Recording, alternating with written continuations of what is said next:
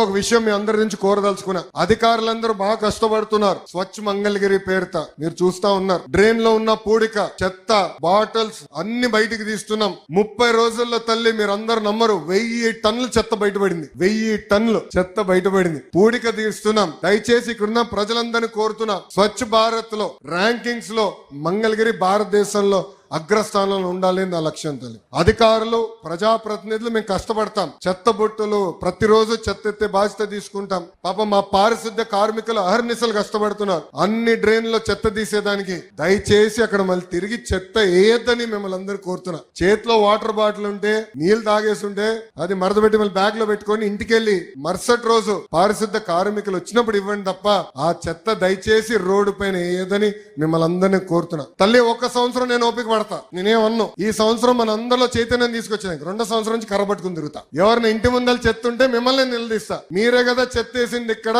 రండి మీరు నేను కలిసి చెత్త ఎత్తుతామని. ఎందుకంటే ఒక ఆదర్శ నియోజకవర్గంగా తీర్చిదిద్దాలంటే మౌలిక సదుపాయాలు అన్ని కల్పిస్తాం తల్లి. కానీ మనలో కూడా మార్పు రావాలి. మనం కూడా ఎక్కడికి వెళ్ళినా మేము మంగళగిరి నుంచి వచ్చామంటే బా అన్నిట్లో నంబర్ 1 అంటాం మీరు అని చెప్పే విధంగా మీ సహకారం కూడా నేను ఆశిస్తూ తల్లి మీ అందరూ ఒకటి చెప్తున్నా, నా పైన చాలా పెద్ద బాధ్యతలు పెట్టారు. చాలా ఆశలతో నన్ను గెలిపించారు.